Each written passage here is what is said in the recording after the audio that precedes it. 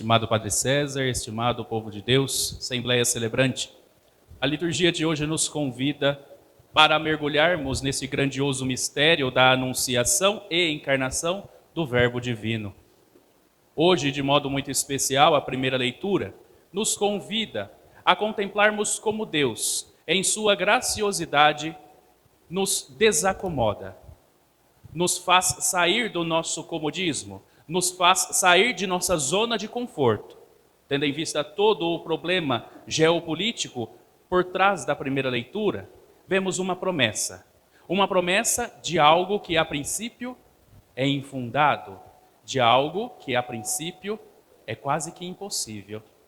Deus, por sua vez, nos convida, dia após dia, a vivenciarmos a mesma experiência de um Deus que se desdobra e se debruça a nossa vida para dentro dela nos propor uma promessa que à nossa vista parece impossível. Esta promessa, justamente, é uma vida com sentido, uma vida que vale a pena ser vivida, uma vida bem refletida, uma vida junto de Deus. Tudo isso só é possível se nós vivenciarmos esta proximidade com o Senhor. Mas como podemos fazer isso? Daí então que tanto a segunda leitura quanto o Salmo e o Evangelho nos dão pistas a respeito disso. Voltando para o Salmo e também para a segunda leitura, nós nos deparamos com a voz do Senhor, que prontamente diz: Ecce venio, eis que venho, fazer, Senhor, a tua vontade. Cristo vem e se faz homem. O Verbo se encarna, habita a humanidade, abraça a vida humana para fazer a vontade do Pai. E a vontade do Pai nada mais é de que o homem viva. Ou seja, Cristo abraça a humanidade, como nos lembra um documento da Igreja chamado Gaudium et Spes, justamente para ensinar esta própria humanidade a como agir como ser humano por excelência. Cristo se torna para nós um executor da vontade de Deus e ao mesmo tempo um grande mestre que nos guia por essa vereda. Claro que ele não vem apenas para nos ensinar, mas para propor uma vida autenticamente humana, tendo sempre como referência essa relação com Deus. Por outro lado, o Evangelho que acabamos de escutar também aponta para o mesmo caminho. Agora não é mais Cristo que diz, mas sua mãe: Fiat voluntas tua, faça-se a tua vontade.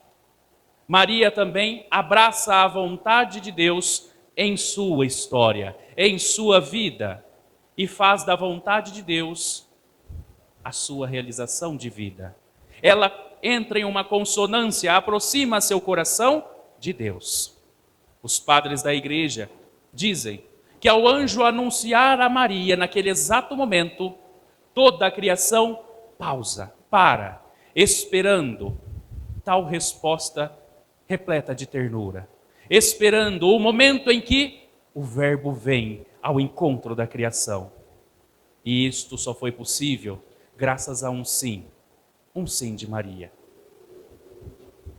Mãe e filho, unidos não somente por laços biológicos e fisiológicos, mais do que isso, unidos por uma vontade, por um intuito, uma convicção de realizar a vontade do Pai.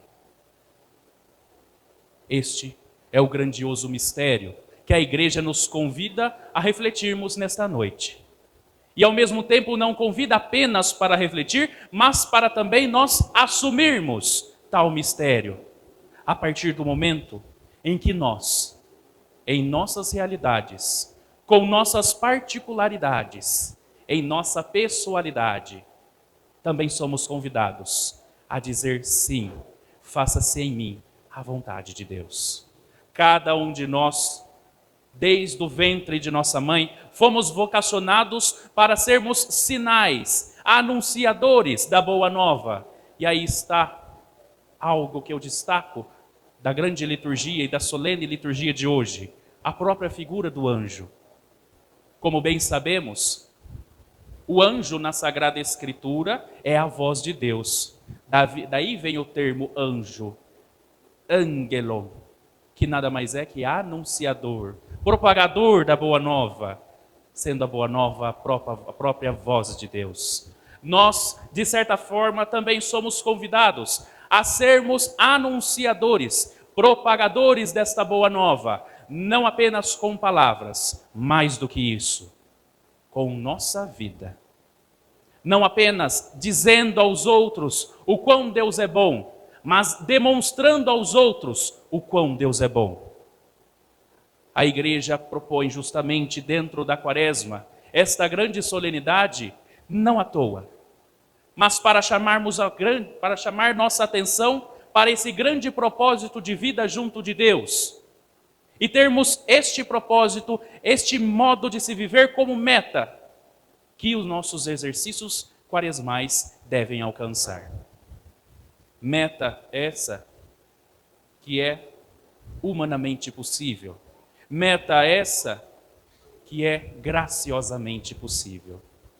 Humanamente, justamente porque Deus nos capacita, nos oferta tudo aquilo que necessitamos para agir de tal forma. E graciosamente, justamente porque Deus também nos oferta a graça, nos oferta tudo aquilo a mais, para complementar nossa natureza. Assim como Santo Tomás de Aquino nos lembra, a graça pressupõe a natureza e a aperfeiçoa. Deus pressupõe a nossa história, Deus pressupõe a nossa vida e a aperfeiçoa, não de qualquer modo, mas levando ao máximo dela, que é justamente vivendo uma vida junto dele, testemunhando com nossos atos, com os nossos sentimentos, com a nossa própria vida, o que significa responder sim a Deus. O que significa responder, eis que venho, Senhor, fazer a tua vontade. Não apenas com palavras, mas, repito, com atos. A grande solenidade de hoje nos prepara para algo magnífico que celebraremos daqui a algumas semanas, a Páscoa. Pois hoje, entre aspas, inicia-se um grande processo na vida do Verbo, que tem como meta a ressurreição. Nós celebramos duas grandes solenidades próximas de nós, justamente para lembrarmos como tudo iniciou e por onde andaremos. Notem, não é como terminará, porque o ocaso de nossa vida se dará nos braços de Deus. O ocaso de nossa história se dará na eternidade, junto de Deus.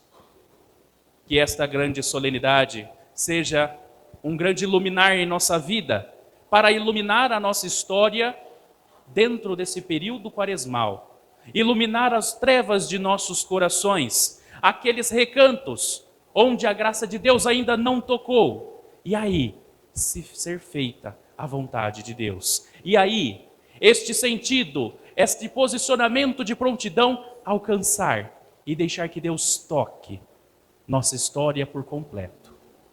Que esta Quaresma não seja apenas mais uma em nossa vida, mais do que isso, seja a Quaresma derradeira. Não que nossa vida vai acabar, mas tenhamos a certeza de que na próxima Páscoa buscaremos ter uma vida junto de Deus. Uma vida que Deus e sua graça transborde a todo tempo, assim como foi a vida de Maria.